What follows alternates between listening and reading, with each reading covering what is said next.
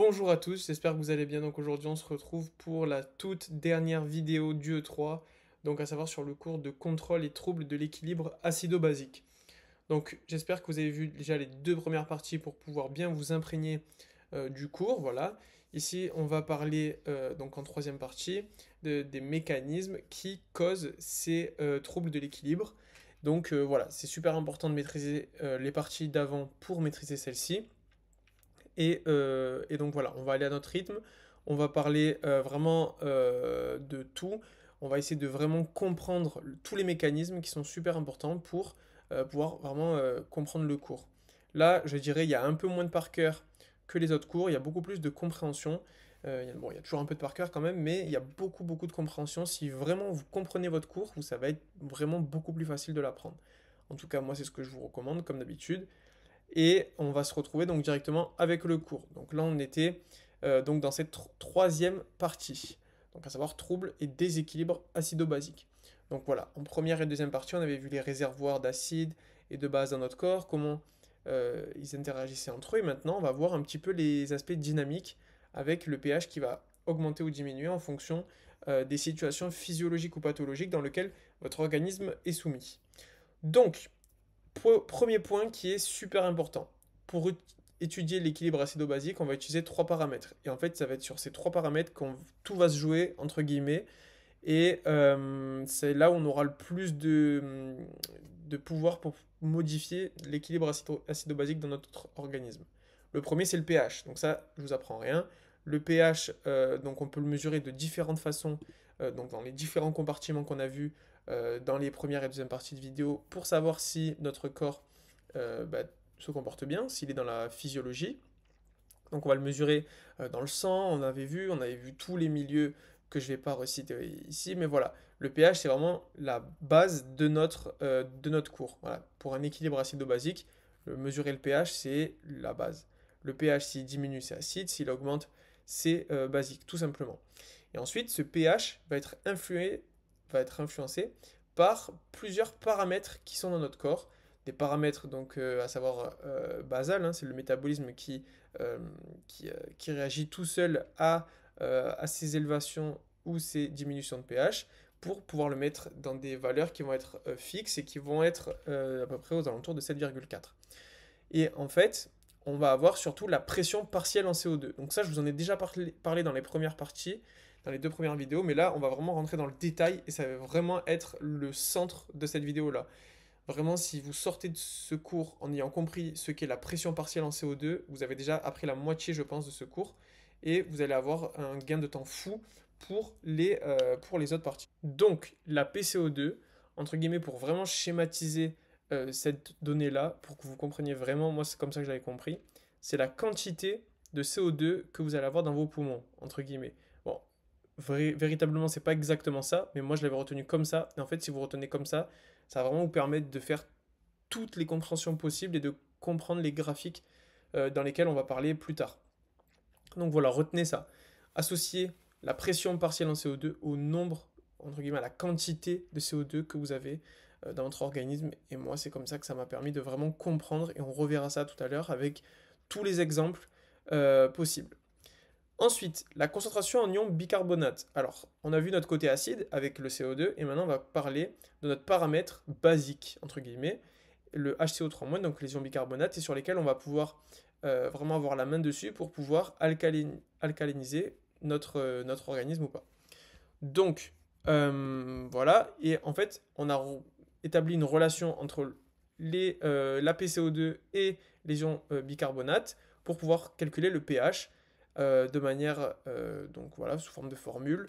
Des fois, ça permet de vraiment simplifier la vie quand on ne peut pas calculer le pH dans certains milieux. Donc voilà, on calcule la concentration en ions bicarbonate et en PCO2, et on voit que en vérité, si on augmente la quantité de CO2, donc on augmente la PCO2, donc voilà, ici il y a le rapprochement qui est fait.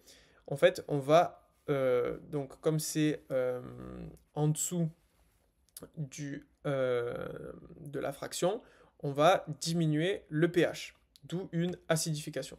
Ensuite, c'est l'inverse. Au plus, le pH augmente. Donc, au numérateur, on va avoir les ions bicarbonate qui vont être élevés. Et du coup, le pH va augmenter, va devenir basique. Donc voilà, vous avez compris maintenant d'où sont issus ces deux paramètres et sur lesquels ils vont influencer totalement sur le pH au final. Donc, on va avoir plusieurs déséquilibres. On va avoir la cause respiratoire. On a soit la ventilation qui va être inefficace, donc elle est anormale, et la PCO2 est anormale, donc on va voir les valeurs normales après. Ou alors on a la cause métabolique, qui va être liée aux ions bicarbonate, comme je vous ai dit. Et parfois ça peut être mixte, on va avoir une cause respiratoire et métabolique. Je pense que vous l'avez compris. Donc voilà, on a nos deux paramètres qui vont être pour cause de deux déséquilibres. Donc voilà, retenez que la PCO2 c'est respiratoire et les bicarbonates c'est métabolique. Donc maintenant on va comprendre d'où viennent ces acidoses que je vous parle depuis le début, ainsi que ces alcaloses.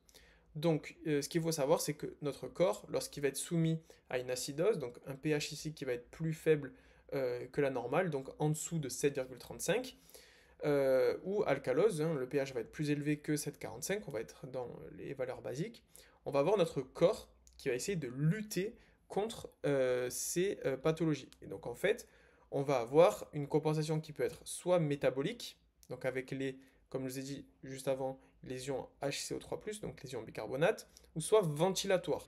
Donc c'est les deux paramètres qui vont permettre de contrer toutes ces désorganisations. Donc, on va commencer par comprendre d'où viennent ces acidoses. Alors, lorsqu'on est en acidose respiratoire, regardez bien le tableau, on va avoir une PCO2 qui va être forte ou élevée. Donc, qu'est-ce qu'il faut comprendre avec ça? Si on a une PCO2 qui va être forte, ça veut dire qu'on va pas assez ventiler. Parce qu'on va en fait garder nos PCO2, nos CO2. Donc, ça veut dire que si vous allez hypoventiler, vous allez garder vos CO2 parce que retenez que quand on expire notre air, on expire du CO2 et ça va se traduire par une hypoventilation. Et si on garde nos CO2, on va garder notre charge en acide, donc on va passer en acidose, le pH va baisser. Ça, c'est la première cause d'acidose, donc c'est l'acidose respiratoire. Ensuite, on a l'acidose métabolique. Et elle peut se traduire non pas par la charge en PCO2 qui va être élevée, mais par la charge en ion bicarbonate qui va être faible. Donc là, on va avoir une mauvaise réabsorption au niveau rénal des ions bicarbonate, et donc on va être en acidose. Et ici, ça va être d'origine métabolique. Donc ça, je pense qu'on a vu.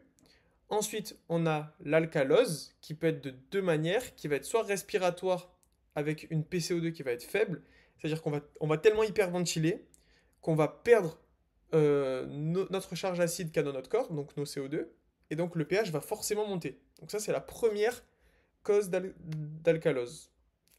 Ensuite, la deuxième cause d'alcalose va être la cause métabolique. Donc là, on va, comme je vous ai dit, jouer sur les ions bicarbonate qui vont être fortement réabsorbés au niveau rénal et qui vont tout simplement causer une alcalose. On va avoir trop de charge basique. Donc ça va être des paramètres qui vont être entre guillemets antagonistes parce qu'on va avoir une hypoventilation d'un côté et une hyperventilation de l'autre et une mauvaise réabsorption des ions bicarbonate d'un côté et une bonne réabsorption des ions bicarbonate de l'autre, une trop bonne. Et ce qu'il faut savoir, c'est que lorsqu'on est en acidose respiratoire, donc qu'on est en hypoventilation, suite à donc ce désordre-là qui va causer une acidose, on va avoir donc une réabsorption des ions HCO3-, parce qu'on ne peut pas passer de hypoventilation à hyperventilation d'un coup, et en fait on va jouer sur l'autre paramètre. On va réabsorber les ions bicarbonate au niveau métabolique. Et inversement, si on voit qu'on a une mauvaise réabsorption des ions bicarbonate, donc au final qu'on n'a pas assez de base dans notre corps et qu'on a trop d'acide, eh bien, on va compenser au niveau respiratoire par l'hyperventilation. On va évacuer tous nos acides. Donc voilà, j'espère que vous avez compris ces deux mécanismes-là, qu'en fait, tout se compense et se régule par les mêmes mécanismes qui causent les pathologies. Voilà. Donc d'un côté, être en hyperventilation, ça peut être bénéfique si on veut compenser notre mauvaise réabsorption des ions bicarbonate, mais par inverse, si on est en hypoventilation, c'est très bien de pouvoir réabsorber de manière plus quantitative les ions bicarbonate. Donc voilà, j'espère que vous avez compris avec ces exemples. En tout cas, c'est vraiment comme ça qu'il faut comprendre. Donc voilà, donc ça c'est un petit peu, ça va un petit peu illustrer tout ce que je vous ai raconté depuis tout à l'heure. Voilà. Donc notre corps, voilà, comme je vous ai dit, compense au niveau rénal, etc. Donc voilà, moi je vous ai quand même pas mal parlé de tout ça. Et donc voilà, on a beaucoup de causes d'hyperventilation, notamment l'effort, lorsque vous allez faire du sport, le stress, l'hyperthermie, voilà, la réponse ventilatoire à une hypoxémie. Ensuite, on a des causes d'acidose respiratoire. Donc on a toutes les causes d'hypoventilation, donc on a parlé plus tôt. L'insuffisance respiratoire, la paralysie des muscles respiratoires, notamment dans les effets indésirables de certains médicaments. Donc voilà, ça peut arriver de plusieurs façons et on va toujours essayer de compenser au niveau métabolique lorsque l'aspect ventilatoire est un peu touché, on va dire. Donc voilà. Ensuite, les acidoses métaboliques qui peuvent être donc d'origine métabolique. Donc ça veut dire qu'on va jouer sur nos ions bicarbonate. Ça peut être dû à une insuffisance rénale. On va pas assez éliminer nos H+, donc ils vont s'accumuler, ça va causer tout simplement une acidose. Donc voilà, ça fait référence à la première vidéo qu'on avait vue. Et ensuite, on peut être aussi en alcalose métabolique lorsqu'on a une perte d'acide. Donc ça peut être souvent dû au vomissement. Lorsque vous allez vomir, forcément, ça va être acide. Et en fait, vous allez perdre trop d'acide et donc vous allez être en alcalose, tout simplement. Et ça va être de cause métabolique, forcément. Parce qu'on va jouer sur votre organisme et non pas sur la respiration et la ventilation. Donc là, c'est bien. Depuis tout à l'heure, on a vraiment parlé de tous les mécanismes qui peuvent causer une acidose ou une alcalose, avec les différentes compensations du corps. Et maintenant, on va parler du diagramme de Davenport, qui est vraiment l'illustration pure de tout ce qu'on a parlé en fait, et qui va vraiment être l'exemple parfait pour comprendre de manière schématique là où on se situe sur tout simplement tous les paramètres qu'on a évoqués. Donc là, il rappelle la formule qu'on a vue plus tôt. Donc voilà, donc c'est la même formule, hein. Tout simplement, il n'y a pas de surprise. Et on va parler du diagramme de Davenport qui peut sembler un peu barbare quand même comme ça quand on le voit. Mais je vais vous montrer la façon la plus facile de le connaître. Voilà, pour moi c'est celle-là. Donc, on va essayer de décortiquer ce diagramme. Je vais vous le mettre comme ça. Et en fait, il faut comprendre tous les paramètres qu'on va avoir ici. Donc déjà, premier paramètre, on va se situer à gauche du graphique, donc sur l'axe des ordonnées. Ça va être la concentration en HCO3-, donc en bicarbonate, tout simplement. Donc au plus les bicarbonates sont élevés, au plus on va être le pH va être élevé, tout simplement. Donc ça, je pense que vous maîtrisez ça, il n'y a pas de problème. Ensuite, en abscisse, on a le pH qui varie de 7 à 8 ici, et donc voilà, ça va être une fenêtre intéressante, parce que le pH va beaucoup bouger dans cette fenêtre-là, en fonction des différents désordres qu'on a dans notre organisme, tout simplement. Et on a la ligne tampon normale. Alors la ligne tampon, ça va être la ligne qui permet à l'organisme de se dire, voilà, sur cette ligne, on va pouvoir, entre guillemets, on va pouvoir corriger tout simplement notre désordre, à savoir acidose ou alcalose. Lorsqu'on va être au-dessus ou en dessous, tout simplement, on va être dans un endroit où on va être pathologique et on va pas forcément pouvoir corriger notre désordre. Voilà, je pense que comme ça, vous avez peut-être compris, j'espère. Et ensuite, on va parler donc ça va permettre de vraiment comprendre tous les mécanismes que je vous ai évoqués précédemment. Ensuite, on a le deuxième schéma qui est pour moi beaucoup plus évocateur. C'est celui-là. Alors, ce qu'il faut comprendre dans ce schéma, c'est qu'on a la PCO2. Alors, la PCO2, comme j'ai dit, c'est un paramètre super important. On a nos ions bicarbonate à gauche. Et en fait, la PCO2, c'est vraiment la ligne que vous avez comme ça. Et en fait, au plus vous allez être en haut de votre ligne, au plus vous allez être dans une PCO2 élevée. Et au plus vous allez être en bas, vous allez avoir une PCO2 qui va être faible, tout simplement. Et en fait, comment on comprend ça? Parce que regardez, votre PCO2, elle est comme ça. Et en fait, au plus vous allez être en haut, au plus vous allez avoir d'acide dans votre corps. Donc le pH, vous allez voir qu'il va diminuer. Comme vous voyez là, le pH à gauche est plus faible que celui de droite. Et au contraire, lorsqu'on a une PCO2 faible, ça veut dire qu'on n'a pas beaucoup d'acide dans notre corps et que du coup notre pH va être plus élevé, tout simplement. Donc voilà, si vous avez compris, en fait, tout se connecte et en final, il n'y a pas forcément grand-chose à apprendre. Mais voilà.